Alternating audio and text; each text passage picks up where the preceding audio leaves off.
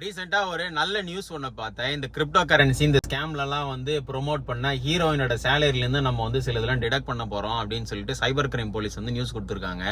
இதே தான் வந்து இந்த இன்ஸ்டாகிராம் இன்ஃப்ளூயன்சர்ஸ் இந்த ராஜா கேம் இந்த பெட்டிங் ஸ்கேம் எல்லாம் வந்து ப்ரொமோட் பண்ணிட்டு இருக்காங்க. இதுல வந்து இந்த ஹெச்ஆர் ஃபேமிலின்னு ஒருத்தர் சுத்திக்கிட்டு இருக்கான், இந்த தமிழ் ஹிப்பி கப்புள்ஸ், அப்புறம் இந்த கன்னியாகுமரியிலேருந்து ஒரு குரூப் ஒன்று சுத்திக்கிட்டு இருக்கு. நிறைய இடத்துல வந்து இந்த பெட்டிங் ஸ்கேம் வந்து இந்த இன்ஃப்ளூயன்சர்ஸ் நிறைய பேர் வந்து ப்ரொமோட் பண்ணிக்கிட்டு இருக்காங்க. இந்த கேம் பெட் பண்ணுங்க, நான்லாம் இப்படி சம்பாரிச்சேன் தெரியுமா, அப்படி சம்பாதிச்சேன் தெரியுமான்னு தப்பான வழியில நிறைய பேர் கைட் பண்ணிட்டு இருக்காங்க. நீங்களும் வந்து இதில் அஃபெக்ட் ஆயிருக்கீங்க அப்படின்னா கண்டிப்பா இந்த இன்ஸ்டாகிராம் இன்ஃப்ளூயன்சர்ஸை சைட் பண்ணி நீங்க கம்ப்ளைண்ட் கொடுங்க. இதே மாதிரி வந்து சைபர் கிரைம் போலீஸ் வந்து அதே மாதிரி நடவடிக்கை எடுப்பாங்கன்னு நான் நினைக்கிறேன். நீங்க கம்ப்ளைண்ட் கொடுங்க, அப்படி இல்லை அப்படின்னா ஃபர்தர் ஸ்டெப்ஸ் வந்து கண்டிப்பா எடுப்பாங்க.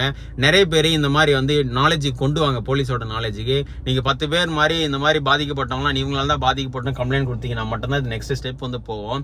நான் வந்து நிறைய பேர் இந்த பார்த்துக்கிட்டு நீங்க இந்த மாதிரி அஃபெக்ட் ஆயிருக்கீங்க அப்படின்னா நீங்களும் போய் கண்டிப்பா இந்த மாதிரி கம்ப்ளைண்ட் கொடுங்க. ஸோ ஆக்ஷன் எடுப்பாங்க. இந்த இன்ஸ்டாகிராம் இன்ஃப்ளூயன்சர்ஸ் யாரெல்லாம் வந்து இந்த மாதிரி பண்ணிட்டு இருக்காங்களோ அவங்களையும் இதில் டேக் பண்ணி விடுங்க. அப்போதான் வந்து கொஞ்சமாவது புத்தி வருதான்னு பார்க்கலாம்.